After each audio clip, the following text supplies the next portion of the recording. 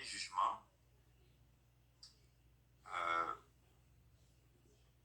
déjà, la question la question qu'on pourrait se poser, c'est de savoir pourquoi dernier jugement. Alors, quand on lit au niveau de l'Apocalypse 20 notamment, euh, ça évoque le grand trône blanc. C'est dit, ceux qui ont des Bibles, il y a souvent des sous-titres. Quand je prends Apocalypse 20, de mon côté, je pense que c'est écrit jugement dernier. Apocalypse 20.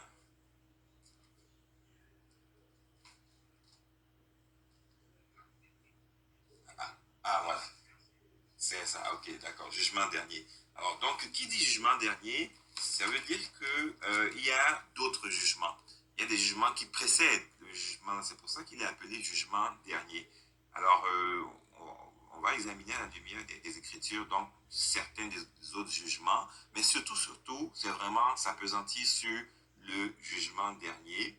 Et on va examiner ça minutieusement, notamment, est-ce que ce jugement dernier qui comparaîtra à la question. Je vous dis qu'avant de préparer ce message, moi aussi, enfin, j'ai découvert, le Seigneur m'a enseigné là-dessus, parce que moi, je pensais que, en tout cas, on va voir la question, est-ce que Satan va-t-il comparaître devant le grand trône blanc?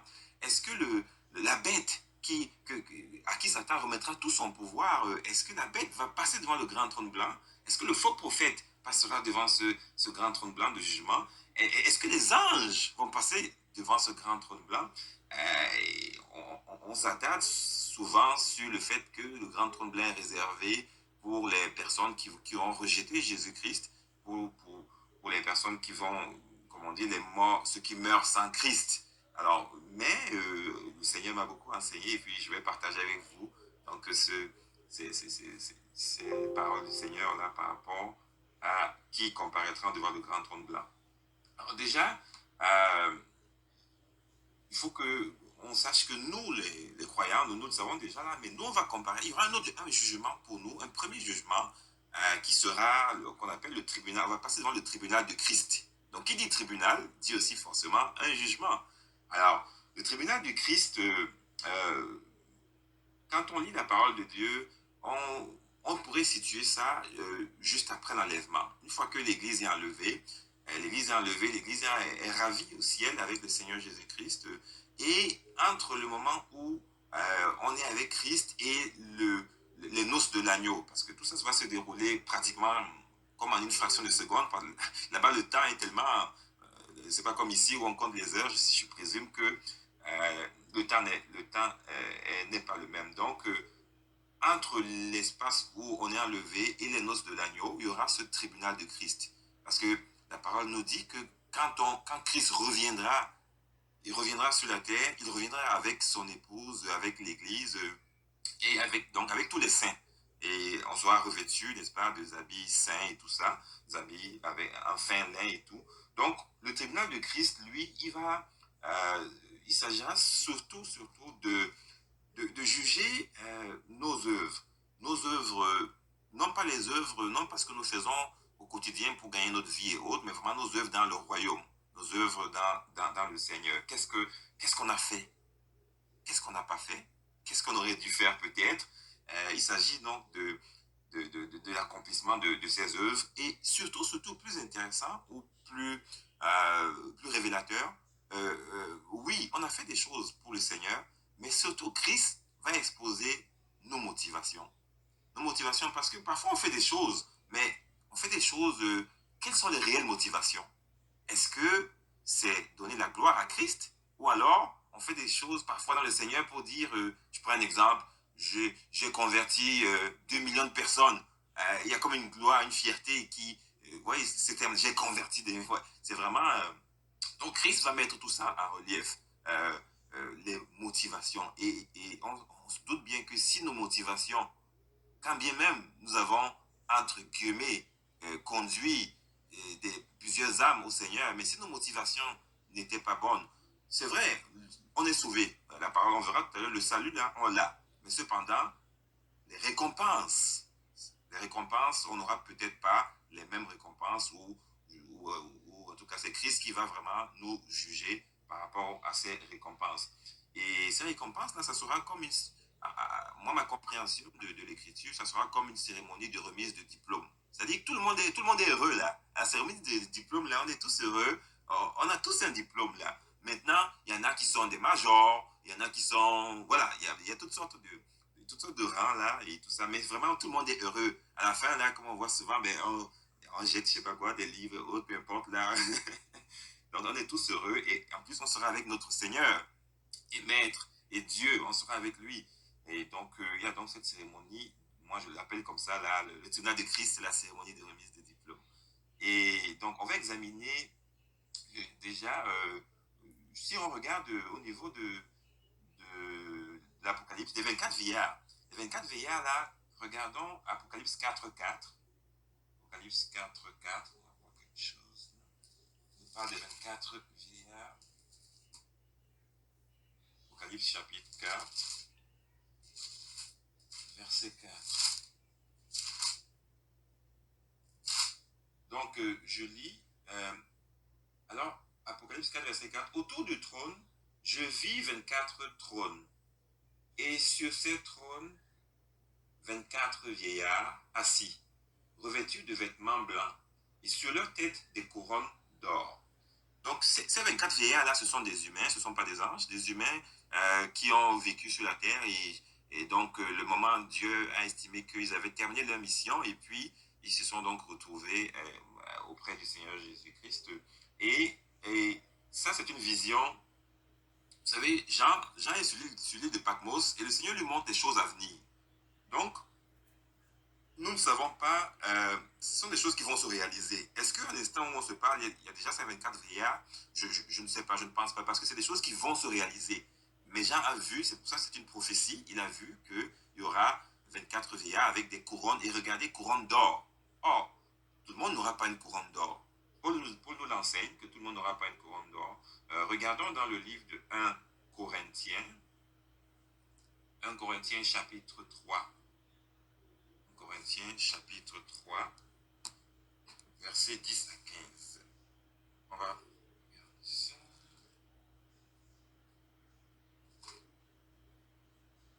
Corinthiens chapitre 3, verset 10 à 15. Alors je lis chapitre 3, verset 10. Je ne sais pas si je vais trop vite ou... C'est bon, parfait, ok. Chapitre 3, verset 10.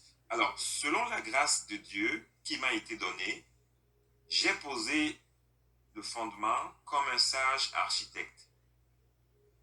Et un autre bâtit dessus. Mais que chacun prenne garde à la manière dont il bâtit dessus.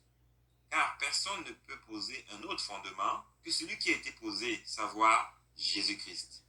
Or, si quelqu'un bâtit sur ce fondement avec de l'or, de l'argent, des pierres précieuses, du bois, du foin, du chaume, l'œuvre de chacun sera manifestée.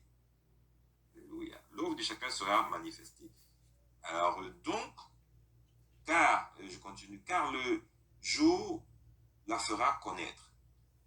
Quand il parle du jour, là, c'est vraiment l'avènement du Christ qui va faire connaître. C'est car le jour la fera connaître, parce qu'elle se révélera dans le feu, et le feu éprouvera ce qu'est l'œuvre de chacun. Si l'œuvre bâtie par quelqu'un sur le fondement subsiste, il recevra une récompense. Si l'œuvre de quelqu'un est consumée, il perdra sa récompense. Pour lui, il sera sauvé, mais comme au travers du feu. Donc, il s'agit vraiment des récompenses qu'on aura à l'issue donc de Christ qui va nous entendre dans son tribunal. Mais je présume que ce tribunal de Christ ne sera pas comme un tribunal sur la terre où tu penses où tu vois le juge avec un marteau ou vraiment prêt à sanctionner. Non, je pense que c'est avec amour qui nous fera savoir ce qu'on a fait. Et donc, quand Paul dit il y aura comme des gens qui vont bâtir avec un fondement, avec de l'or, ça renvoie c'est comme des couronnes d'or, des couronnes d'argent, d'autres pierres précieuses, et voilà. Et surtout, il nous informe aussi que il est possible qu'il y ait certaines qui n'aient pas de récompense. Mais la récompense, en tout cas, seul le Seigneur sait comment ça va se traduire. Mais de toutes les façons, comme je dis, c'est une cérémonie de diplôme. Vraiment, c'est la fin. On est récompensé d'une façon ou d'une autre. Mais de toute façon, on est sauvé. Si on est là, c'est parce qu'on est sauvé. Tous ceux qui seront devant le tribunal de Christ, ce sont des personnes qui sont sauvées. Alors, on va lire aussi 2 Corinthiens, chapitre 5, 2 Corinthiens 5, verset 10. 2 Corinthiens, chapitre 2 Corinthiens, chapitre 5, verset 10. Alors, je lis, car, bon, je vais d'abord peut-être commencer par le chapitre, verset 7, car nous marchons par la foi et non par la vue. 8. Nous sommes pleins de confiance et nous aimons mieux quitter ce corps et demeurer auprès du Seigneur. C'est pour cela aussi que nous nous efforçons de lui être agréable, soit que nous demeurions dans ce corps, soit que nous le quittions. Verset 10. Car il nous faut tous comparaître devant le tribunal de Christ, afin que chacun reçoive selon le bien ou le mal qu'il aura fait, étant dans son corps. Donc, cette écriture nous montre effectivement que nous aussi, nous allons connaître donc un jugement, passer par un jugement devant le tribunal de Christ. Donc, c'est un jugement qui précède le dernier jugement. Un autre jugement aussi qui va intervenir avant ce qu'on appelle le dernier jugement, c'est, et ça se sera toujours devant Christ, mais ceux de l'Ancien Testament. Alors, ceux de l'Ancien Testament aussi les saints de l'Ancien Testament vont aussi se présenter. Allons lire Daniel. On va aller à Daniel, là, Daniel chapitre 12. Daniel chapitre 12.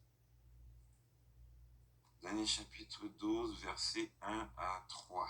Daniel chapitre...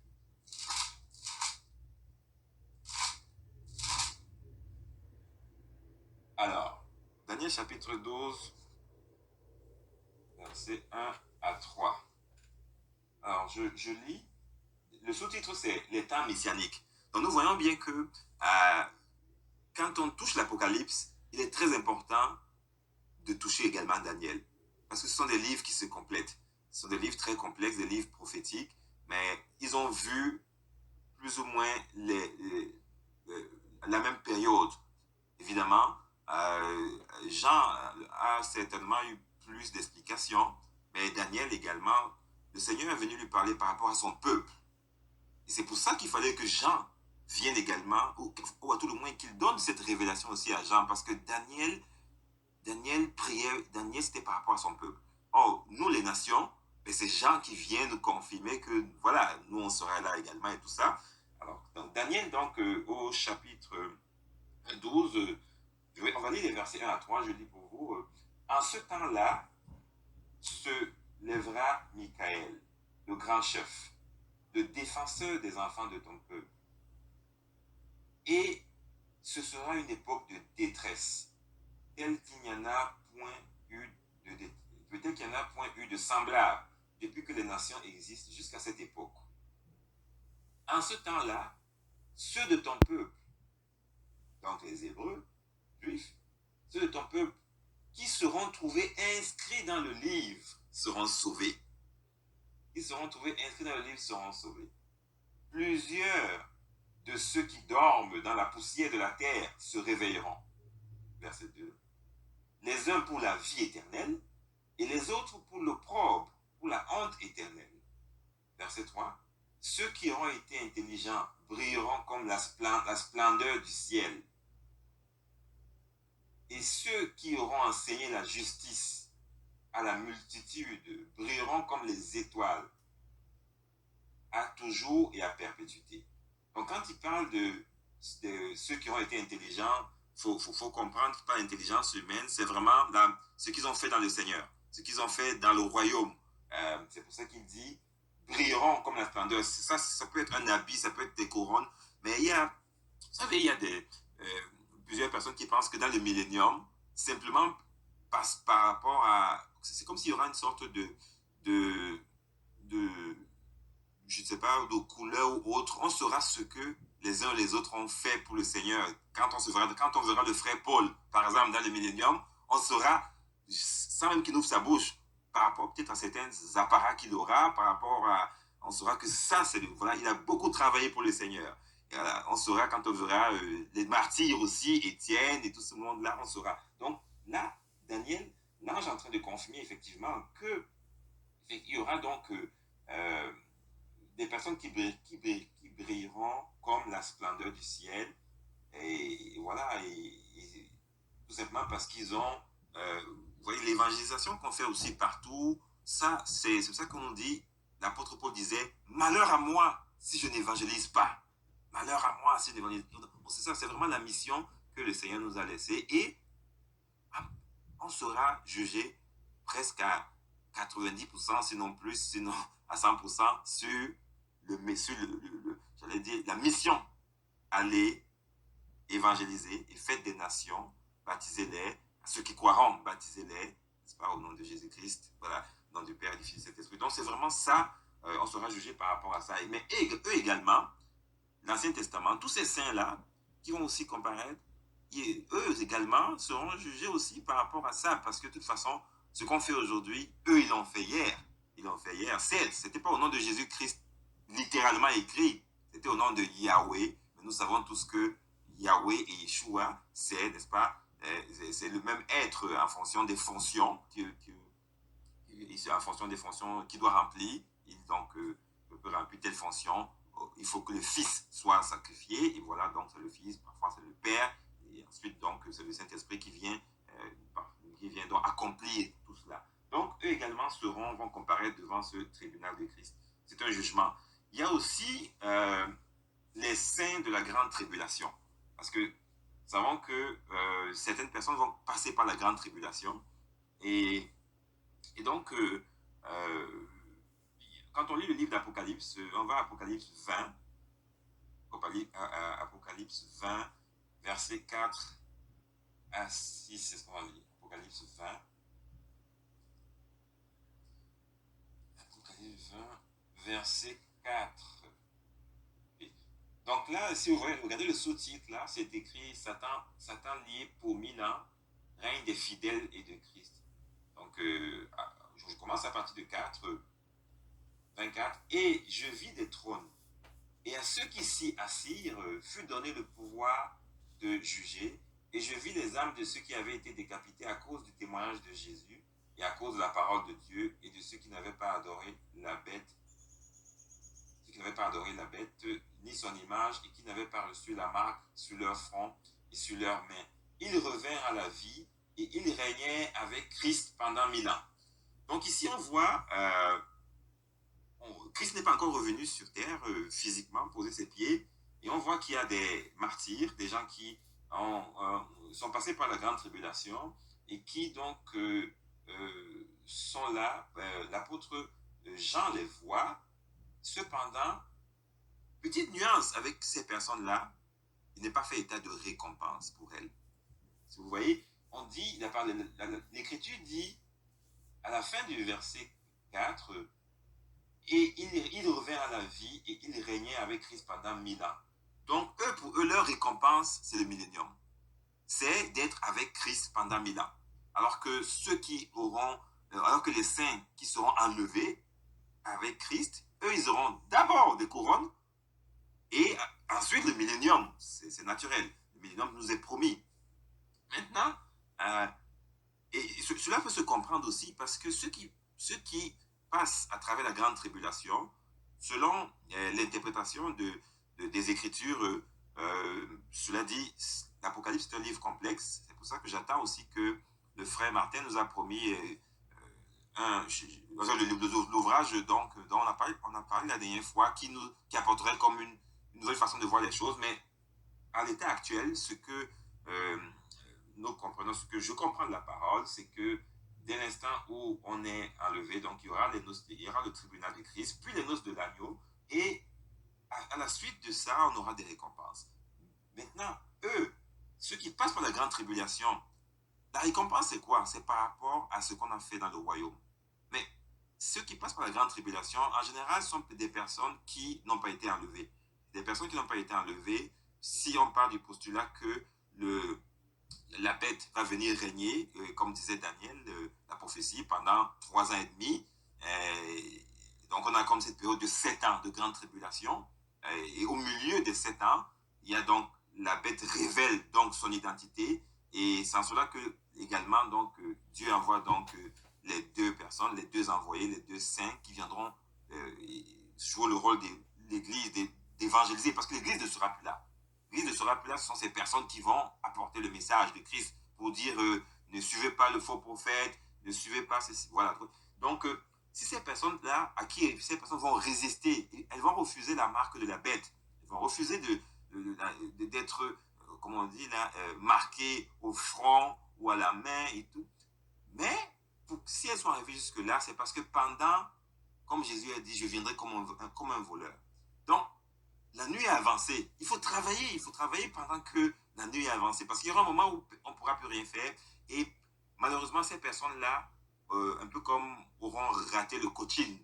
Et donc, Christ est venu, il a enlevé l'église, et puis paf, voilà. Donc, leur œuvre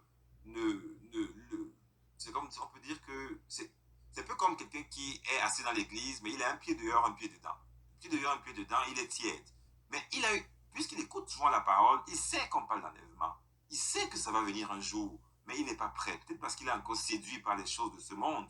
Il n'est pas prêt à ça, mais il n'est pas délivré de certaines choses du monde.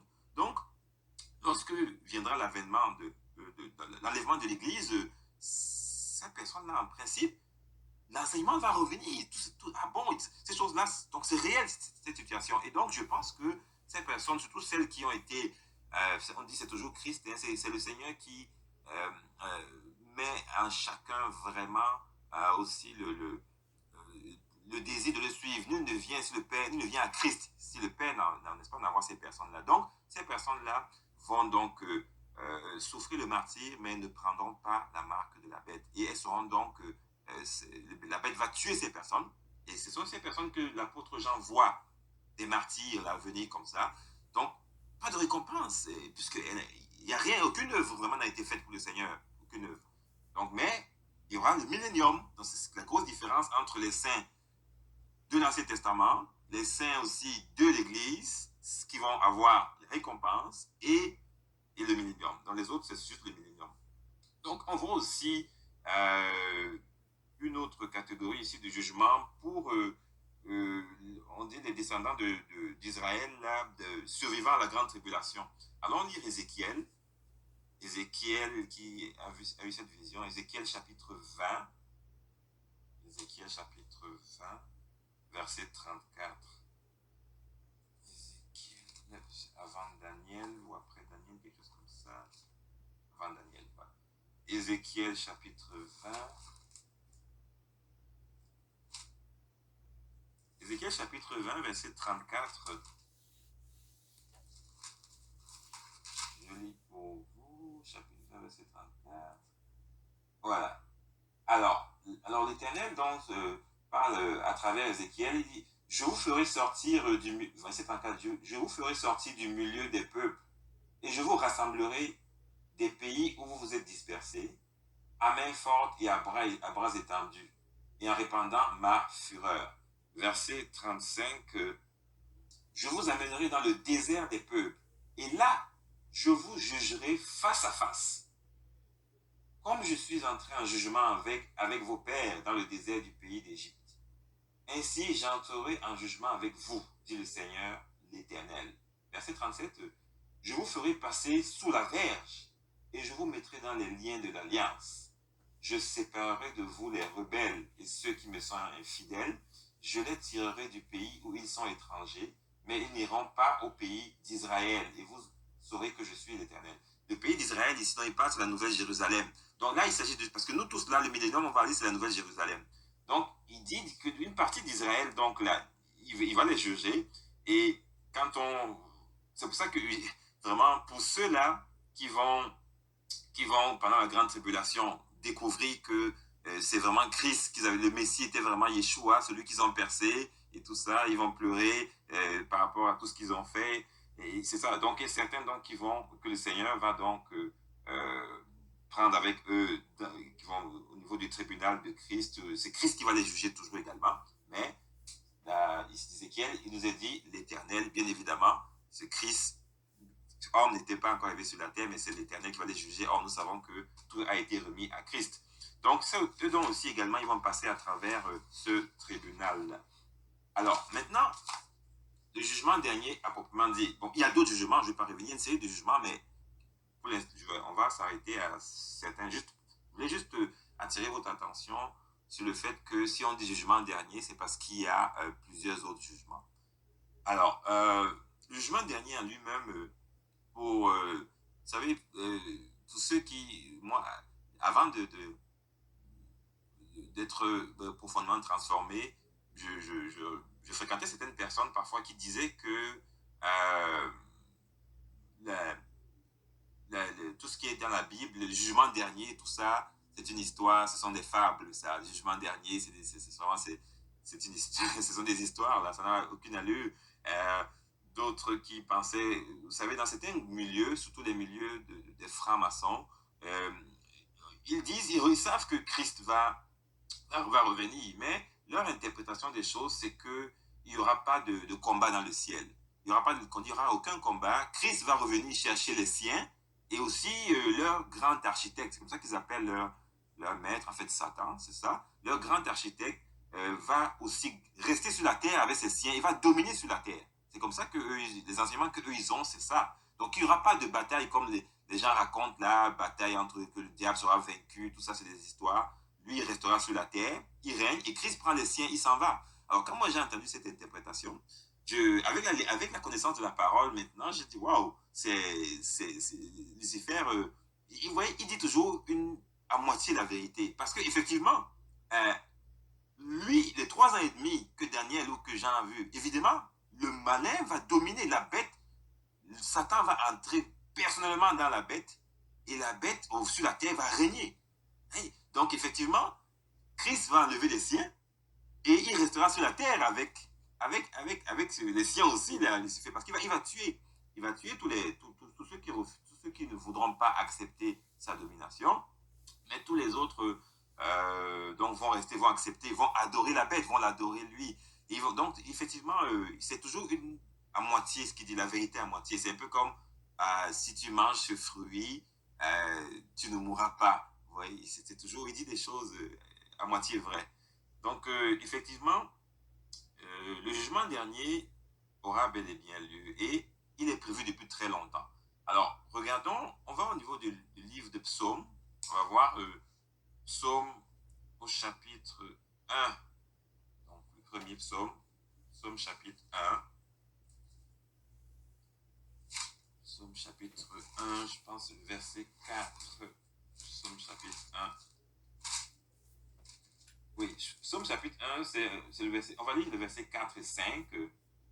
Alors, c'est donc David qui parle, inspiré par l'Éternel. David dit au verset 4, « Il n'en est pas ainsi des méchants. Ils sont comme la paille que le vent dissipe. » Verset 5, « C'est pourquoi les méchants ne résistent pas au jour du jugement, ni les pécheurs dans l'assemblée des justes. Car l'Éternel connaît la voie des justes, et la voie des pécheurs mène à la ruine. » Donc, David, inspiré par l'Éternel, avait déjà compris qu'il y aurait un jour prévu par le Seigneur, jugement dernier. C'est ça. Il ne résiste pas au jour du jugement. C'est de ce jour-là qu'il s'agit dans Apocalypse 20. Alors, donc, revenons aussi dans Daniel encore. Daniel au chapitre 7. Daniel chapitre 7 également. Daniel chapitre 7, on va voir le verset 9 à 10. Alors, Daniel chapitre 7, quand il regarde tout ce qui se passe pendant la grande révélation, il dit au verset, on va dire verset 9, il dit, ok, je regardais, donc commençons par le verset 8, je considérais les cornes, et voici une autre petite corne sortie du milieu d'elle. Et 3 des premières cornes furent arrachées devant cette corne. Et voici, elle avait des yeux comme des yeux d'homme et une bouche qui parlait avec arrogance. Je regardais, verset 9, pendant que l'homme plaçait des trônes et l'ancien des jours s'assit. Nous savons tous que l'ancien des jours, c'est notre Seigneur. Et l'ancien des jours s'assit. Son vêtement était blanc, comme la neige, et les cheveux de sa tête étaient comme de la laine pure. Son trône était comme des flammes de feu, et les roues comme un feu ardent. Donc, nous voyons, oui, c'est ça. 10, un fleuve de feu coulait et sortait de devant lui. 1000 milliers le servaient et 10 000 millions se tenaient en sa présence. Les juges s'assirent et les livres furent ouverts. Dans le Daniel, voit qu'il y a des juges qui sont en train de s'asseoir et les livres furent ouverts. Verset 11. Je regardais alors à cause des paroles arrogantes que prononçait la corne, et tandis que je regardais, l'animal fut tué et son corps fut anéanti, livré au feu pour être brûlé. Donc, au verset 10, Daniel 7, 10 nous démontre qu'il y aura un trône et il y aura donc, même pas un juge, plusieurs juges. Il y a le juge, grand juge, Jésus-Christ, et il y a d'autres personnes aussi qui seront là comme des juges. Vous voyez, c'est très intéressant ce que Daniel nous explique, c'est de sa vision, de la parole, de transmettre la parole, n'est-ce pas, de l'ange. On va regarder aussi le livre de Jean au chapitre 5, verset 29. Alors, Jean au chapitre 5, verset 29. Jean 5, verset 29. Alors, je lis. Il est écrit, ceux qui auront fait le bien ressusciteront pour la vie, mais ceux qui auront fait le mal ressusciteront pour le jugement. Donc, ça, la parole est claire là-dessus. Il y aura véritablement un jugement dernier. Et alors, un dernier verset qui confirme encore tout ça, c'est Apocalypse 20, 11, là, lors du grand trône, là lui-même, là, le jugement du grand trône blanc. Apocalypse 20, 11, on va lire juste le verset 11 pour l'instant. Apocalypse 20. Verset 11. Puis je vis un grand trône blanc, et celui qui était assis, la terre et le ciel s'enfuirent devant sa face, et il ne fut plus trouvé de place pour eux. Voilà. Alors donc on a ce grand trône blanc qui est devant lequel là, les personnes vont comparaître. Maintenant, qui sera le juge? Regarde les Écritures. Alors, on va regarder la première écriture dans Actes, le livre des Actes, au chapitre 17. Acte 17, verset 30. Acte 17, verset 30. Les Actes. Actes des Apôtres, 17. Actes des Apôtres, chapitre 17. Allons donc au verset 30. Il sera le juge. Acte 17, verset 30. Alors, Dieu, la parole déclare, Dieu, sans tenir compte des temps d'ignorance, annonce maintenant à tous les hommes, en tout lieu, qu'ils aient à se repentir. 31. Parce qu'il a fixé un jour où il jugera le monde selon la justice par l'homme. Selon la justice, par l'homme qu'il a désigné, ce dont il a donné à tous une preuve certaine en le ressuscitant des morts.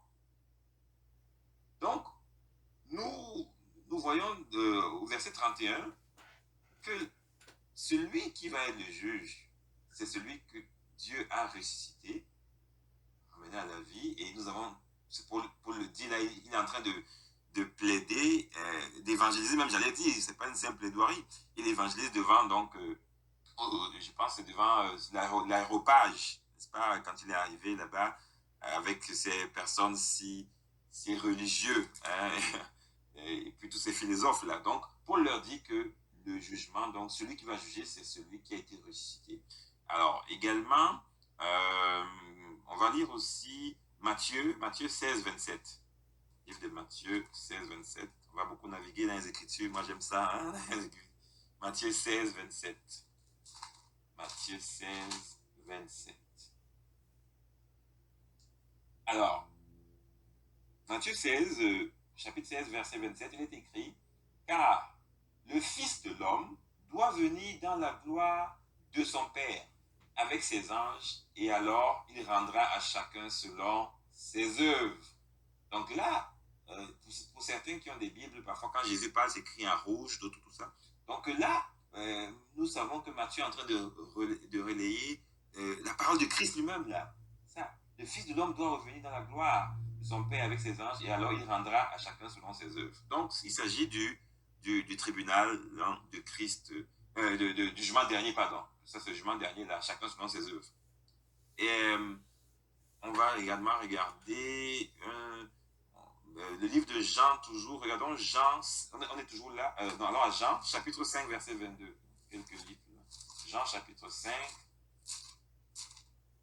Jean, chapitre 5. Qui sera le juge? Donc, Jean, chapitre 5. Jean, chapitre 5, verset 22. Alors, il est écrit, je lis, le Père ne juge personne, mais il a remis tout jugement au Fils. Le Père ne juge personne, mais il a remis tout jugement au Fils. Lisons aussi un verset plus loin, le verset 27. Le verset 27, toujours le 5, il est écrit, et il lui a donné le pouvoir de juger parce qu'il est Fils de l'homme. Donc, nous voyons là également que le juge, c'est Yeshua, le Fils de l'homme. Regardons, pour terminer, qui sera le juge, Apocalypse 19, verset 11. Apocalypse 19, verset 11, on va lire 11 à 16. Apocalypse 19, donc quand on se rapproche du jugement, c'est Apocalypse. Apocalypse 19, verset 11. Voilà. Alors, au verset 11 d'Apocalypse 19, il est écrit, « Puis je vis le ciel ouvert, et voici parut un cheval blanc. Celui qui le montait s'appelle fidèle et véritable, et il juge et combat avec justice. » Verset 12, « Ses yeux étaient comme une flamme de feu. Sur sa tête étaient plusieurs diadèmes. Il avait un nom écrit que personne ne connaît, si ce n'est lui-même. Et il était revêtu d'un vêtement teint de sang. Son nom est la parole de Dieu. » Amen, Yeshua. Et les armées qui sont dans le ciel le suivaient sur des chevaux blancs, revêtus d'un fin lin blanc pur. De sa bouche sortait une épée aiguë pour frapper les nations. Il les pètera avec une verge de fer, et il foulera la cuve du vin de l'ardente colère du Dieu Tout-Puissant. Verset 16. Il avait sur son vêtement et sur sa cuisse un nom écrit, Roi des rois et Seigneur des seigneurs. Donc, c'est tellement clair que l'identité du juge est connue là, et voilà. Donc, maintenant, on va passer à qui sera jugé.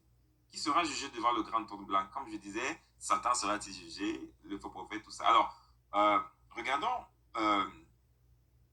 nous savons que ceux qui seront les saints, Martin, la dernière fois d'ailleurs, il prêchait, il disait qu'on ne sera pas jugé une deuxième fois. Effectivement, les saints ne seront pas jugés une deuxième fois. Parce que, tout comme il parlait d'un principe légal, ça s'appelle l'autorité de la chose jugée. Ce qui veut dire que quand on va ici devant une cour, on est poursuivi pour une infraction. Et si vous avez déjà été jugé pour cette infraction, dans le jargon, on appelle ça la triple identité, c'est-à-dire qu'il faut qu'il y ait une identité de partie, les parties doivent être les mêmes, il faut qu'il y ait les mêmes faits, si ce sont les mêmes faits qui sont devant le juge, et également si c'est le même objet de la procédure, c'est-à-dire que dans ce cas-ci, si ceux qui viennent comparaître, c'est parce qu'ils ont enfreint à la loi de l'Éternel, s'ils ont déjà été jugés, ils peuvent plus il y a l'autorité de la chose jugée, terminée. Et je fais un petit témoignage. Vous savez, j'ai déjà témoigné plusieurs fois de cela, mais je vais encore le redire à nouveau. Moi, le jour de ma délivrance, j'ai vécu plusieurs phénomènes surnaturels. Et un de ces phénomènes-là, c'était que j'ai vu comme une caméra qui s'est ouverte, mais je ne sais pas si c'était une caméra comme au cinéma ou au grand... J'ai vu juste des images, c'est une caméra qui s'est ouverte, et pendant que j'étais en larmes, j'ai vu ma vie défiler. ma vie défilait et c'était ma vie d'iniquité. Il n'y avait rien de bon de tout ce que je voyais qui défilait. Et donc, ça, c'est un jugement. C'est un jugement. Tu reconnais que tu es coupable, on te présente ça, voilà, tu es coupable. Et en implorant donc le Seigneur, je suis donc passé donc à la repentance par rapport à ce que je voyais sur cet écran-là. Donc, on ne peut pas être jugé pour ces mêmes faits-là. Non. Le Seigneur a pris, parce que c'est le sang de l'agneau qui a donc pris donc ma place cette soirée. C'est pour ça que le Seigneur a agréé, le Seigneur a permis que, n'est-ce pas, ce péché-là, ou tous ces péchés de façon générale, soient complètement effacés à ses yeux. Donc, c'est ça, on ne peut pas être jugé une deuxième fois. Par contre, on va regarder maintenant Satan. Satan, Satan, lui non plus, à la limite des Écritures, il ne comparaîtra pas devant le grand trône blanc. Parce que Satan a déjà été jugé. Il a été jugé et lorsque, quand on lit Genèse 3.15 là, Genèse 3.15 où Dieu, suite au péché d'Adam, où Dieu vient et puis c'est une sorte de verdict. Quand Dieu vient, il pose la question à la femme. Ensuite, il pose la question à l'homme. Et puis ensuite, il rend son jugement. Il rend son jugement et il dit à Satan, toi, la postérité de la femme écrasera ta tête. Oui?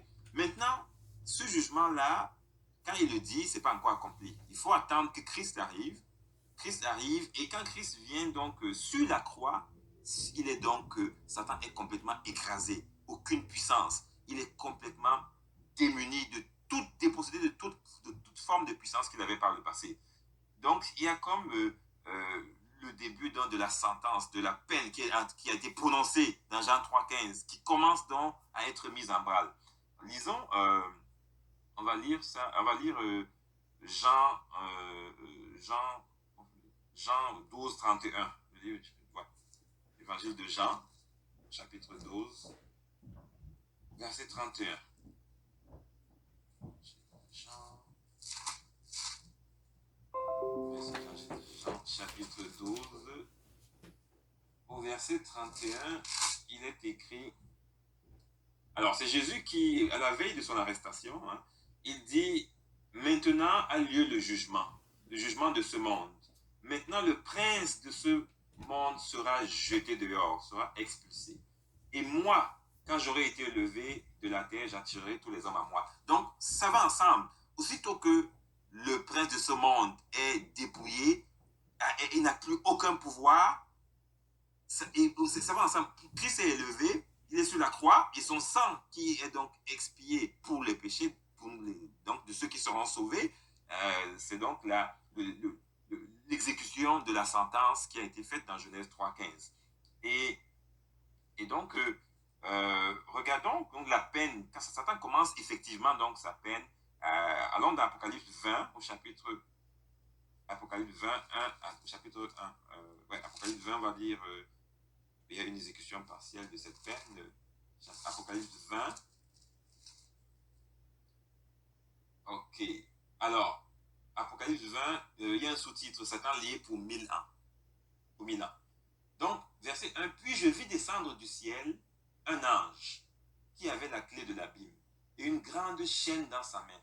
Verset 2, il saisit le dragon, le serpent ancien, qui est le diable et Satan, et il le lia pour 1000 ans. Verset 3, il le jeta dans l'abîme, ferma et scella l'entrée au-dessus de lui, afin qu'il ne séduisît plus les nations, jusqu'à ce que les 1000 ans fussent accomplis.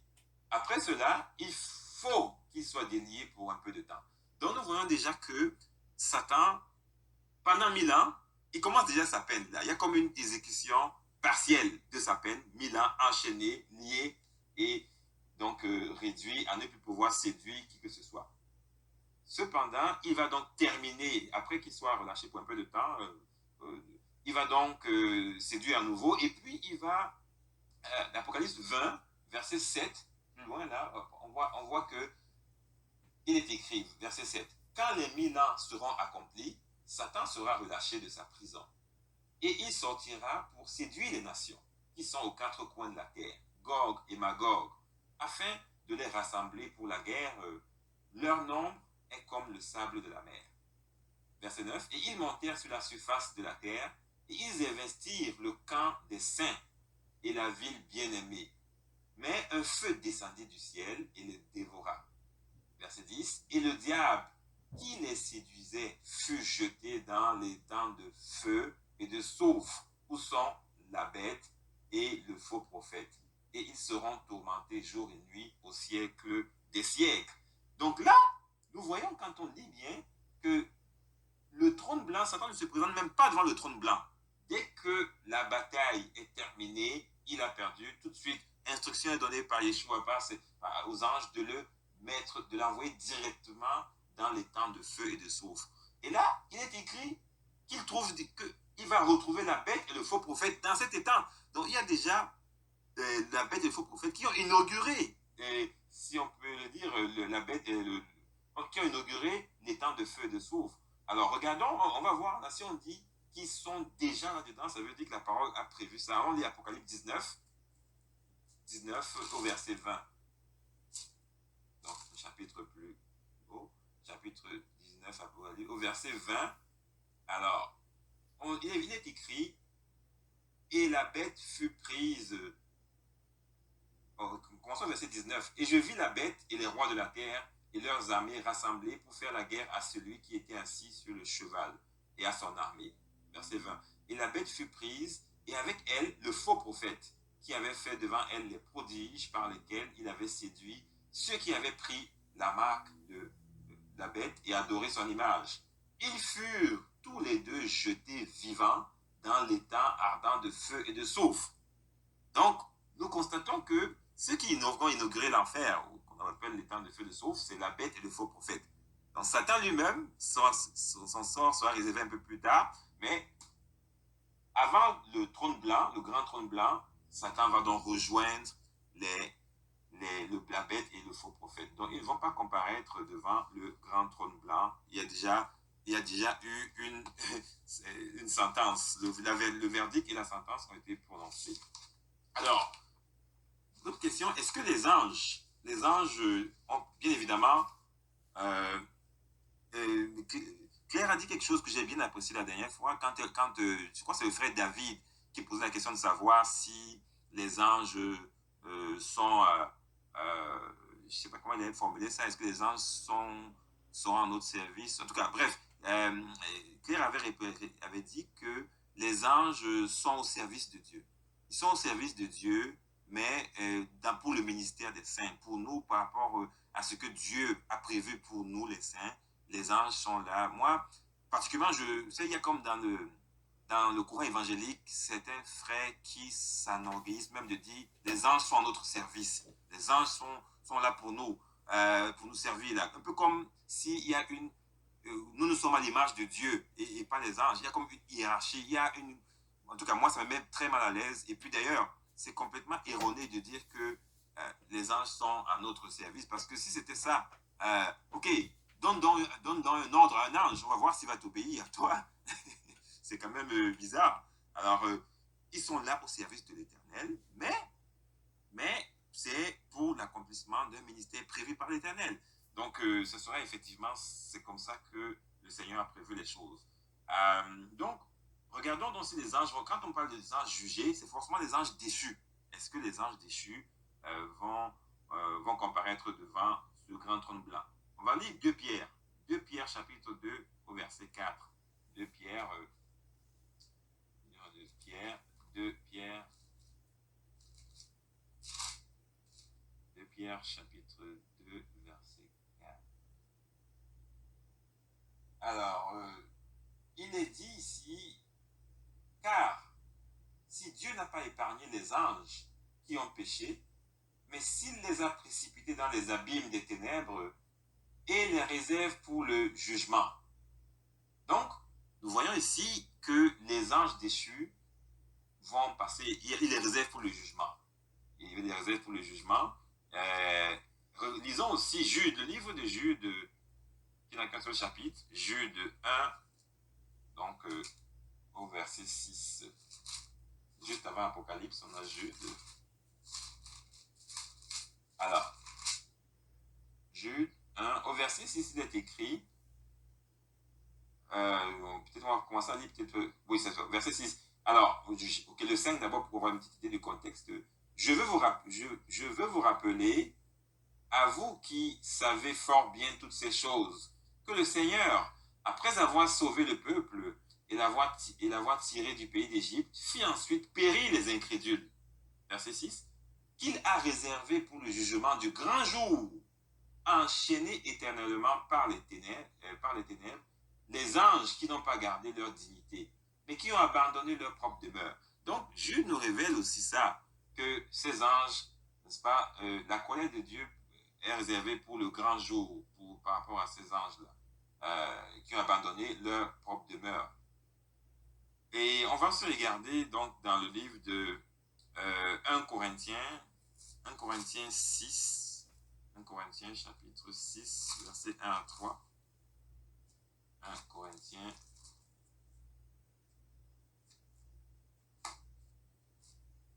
1 Corinthiens chapitre 6.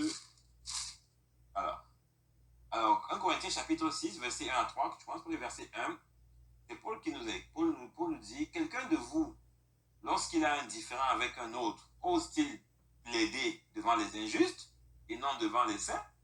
Verset 2. Ne savez-vous pas que les saints jugeront le monde? Et si c'est par vous que le monde est jugé, êtes-vous indigne de rendre les moindres jugements? Ne savez-vous pas que nous jugerons les anges? Et nous ne jugerions pas, à plus forte raison, les choses de cette vie? Donc, Paul nous informe de ce que on va juger les anges déchus. Et c'était pour ça que Daniel également a vu plusieurs juges. Daniel a dit, je vois, il y a comme celui qui sera sur le grand trône blanc, et il est là avec des juges. Et lorsque on revient aussi avec le Seigneur, on dit, le Seigneur, on participera à tout cela, au jugement, mais du côté, on sera avec le Seigneur, donc on sera du côté des juges. Alors, je ne sais pas si c'est ça qui donne certaines ailes à certains de nos frères qui disent, ok, on va juger les anges. Mais on parle de quels anges? Des anges déchus. On ne va pas venir se mettre à juger Michel ou un autre ange là. Non, c'est pas possible ça.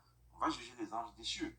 Donc, la parole donc, nous démontre ça également, que nous allons participer à cela. Alors, terminons encore par rapport aux anges. Apocalypse 24, je pense qu'on a déjà lu là, mais oui, on a déjà lu Apocalypse 24 où on dit qu'on a des grands trônes, il y a un trône, et puis voilà, comme les 24 vieillards, effectivement, seront également, vont faire partie du jugement. Alors, terminons ce matin avec les morts non sauvés. Alors, parce qu'il y a les morts en Christ et les morts non sauvés. Alors ça, les morts non sauvés, il y a deux livres. Il y a le livre de vie et le livre des œuvres. On dit un livre et les livres. Alors le livre de vie, le livre de la vie ou le livre de vie, c'est le livre qui contient les noms des saints. Le livre qui contient les noms des saints, et les noms des saints sont inscrits lors de la nouvelle naissance. Mais David nous révèle que pour lui, ce n'est même pas lors de la nouvelle naissance. Pour lui, les saints, le nom des saints là, est inscrit bien avant même qu'il n'arrive ici là. C'est ce que David. Alors on lit le psaume 139, au verset 16. Alors je disais ça, j'ai dit waouh, David, en tout cas, bon, cela confirme d'autres écritures de toute façon. Psaume 139.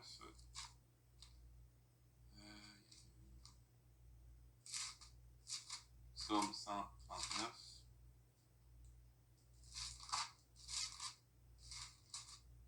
Alors, Psaume 139, verset 16.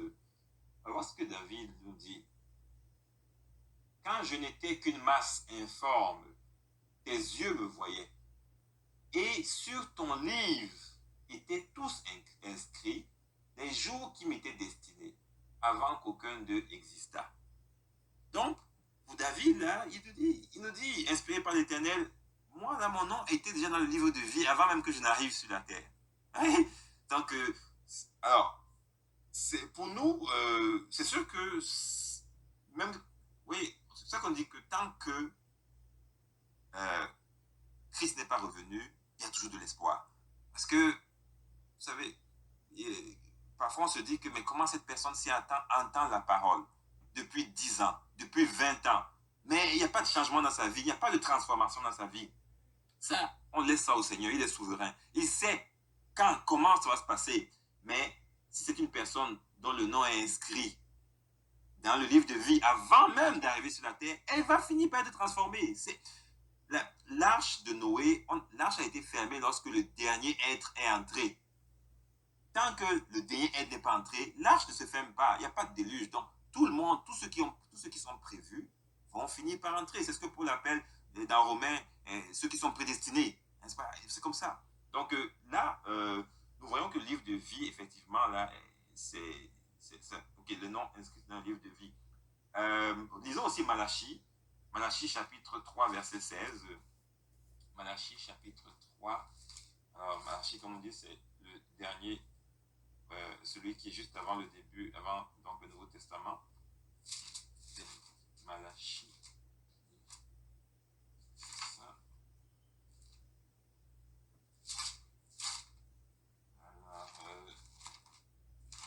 Alors, Malachie, verset 3, chapitre 3, au verset 16. Alors, il est écrit, au verset 16, alors, ceux qui craignent l'Éternel se parlaient l'un à l'autre. L'Éternel fut attentif et il écouta, et un livre de souvenirs fut écrit devant lui, pour ceux qui craignent l'Éternel et qui honorent son nom. Dans la Malachie aussi nous dit qu'il y a un livre où ceux qui craignent l'Éternel, en fait, leur nom s'y retrouve. Leur nom s'y retrouve. Et n'oublions pas aussi que dans Exode, quand Moïse, quand les Hébreux ont mis en place le veau d'or, Moïse, qui venait plaider pour son peuple, qu'est-ce qu'il a dit à Yahweh? Il lui a dit, si tu ne pardonnes pas, efface mon nom, n'est-ce pas, dans ton livre. Donc ce livre-là, il est prévu, il est là. C'est Exode, pour ceux qui voudront chercher, c'est Exode 32, verset 32 à 33. Exode 32, verset 32 à 33, donc où Moïse, directement, personne ne lui a parlé du livre. En tout cas, il n'y a pas eu une discussion que la Bible nous rapporte, où il est question de livre, mais il savait qu'il y a un livre sur lequel les noms des saints sont inscrits. Hein, c'est vraiment, donc Exode 32, 32, 33, et il dit, efface le nom de ton livre. Donc c'est ce livre-là, c'est le livre donc, de la devise. Maintenant, il y a le livre des œuvres. Le livre des œuvres, donc les livres, ça c'est donc Apocalypse 20, verset 12 à 15. Apocalypse 20, verset 12 à 15, terminé par là. Apocalypse 20, verset 12 à 15, il est écrit. Alors, verset 12, il est écrit, et je vis les morts, les grands et les petits, qui se tenaient devant le trône. Des livres furent ouverts, et un autre livre fut ouvert, celui qui est le livre de vie. Et les morts furent jugés selon leurs œuvres, d'après ce qui était écrit dans ces livres. Là, on n'a pas dit dans ce livre, dans ces livres. Donc, c'est vraiment chacun, ceux qui vont passer devant le grand trône blanc, ont chacun, j'ai comme un sous-chapitre, du sous-chapitre de ces livres, chacun le livre de sa vie, un peu comme va défiler, et puis voilà. Chacun est convaincu voilà, les faits parlent d'eux-mêmes. Les faits parlent d'eux-mêmes. Et verset 13, la mer rendit les morts qui étaient en elle, la mort et le séjour des morts rendit les morts qui étaient en eux, et chacun fut jugé selon ses œuvres. Verset 14, et la mort et le séjour des morts furent jetés dans l'étang de feu. C'est la seconde mort, l'étang de feu. Verset 15, ça fait très mal ça, mais c'est la réalité de la parole. Quiconque ne fut pas trouvé écrit dans le livre de vie fut jeté dans l'étang de feu. Bien-aimés, c'est pour ça que nous devons vraiment beaucoup prier pour les membres de nos familles. Quand nous avons l'impression qu'ils ne sont pas sauvés, vraiment, ça fait mal quand on voit ce qui est écrit dans la parole. Mais on espère toujours que le Seigneur qui fasse grâce, même au dernier moment, parce qu'on a vu le brigand sur la croix, un criminel notoire, connu. Il allait direct en enfer. Mais c'est sur la croix, quelques instants, parce qu'il tout de suite, là, il a imploré, il a reconnu la gloire du Seigneur Jésus-Christ. Il a reconnu le Fils de Dieu. Et là, il a été sauvé. Tous ses crimes ont été effacés. Dieu lui a dit, aujourd'hui même, toi et moi, on se retrouvera. Donc, on espère toujours que vraiment au dernier moment, le Seigneur qui fasse grâce. Mais le livre est très clair. Si ton nom n'est pas écrit dans le livre de vie, quand tu meurs, ben, ce sera le temps de feu de soufre. Donc, c'est vraiment ça. En conclusion, ce matin, ce que nous pouvons dire, c'est que euh, les personnes qui ne sont pas sauvées, il y a une chose qui est certaine, c'est pas, elles ne seront pas sanctionnées parce qu'elles auront forcé, elles auront accompli forcément des mauvaises œuvres. Hein. Il y a des religieux qui font du bien, tout ça, mais ces personnes seront malheureusement dans les temps de feu et de soufre aussi, parce que ce sont des œuvres mortes. Des œuvres mortes qui sont accomplies par des religieux ou autres personnes non, qui ne sont pas des disciples de Yeshua. Donc, une œuvre qui est faite par quelqu'un qui est spirituellement morte, même si l'œuvre est bonne, ben, ça ne sert à rien. Ça ne te sert à rien du tout. Une œuvre morte.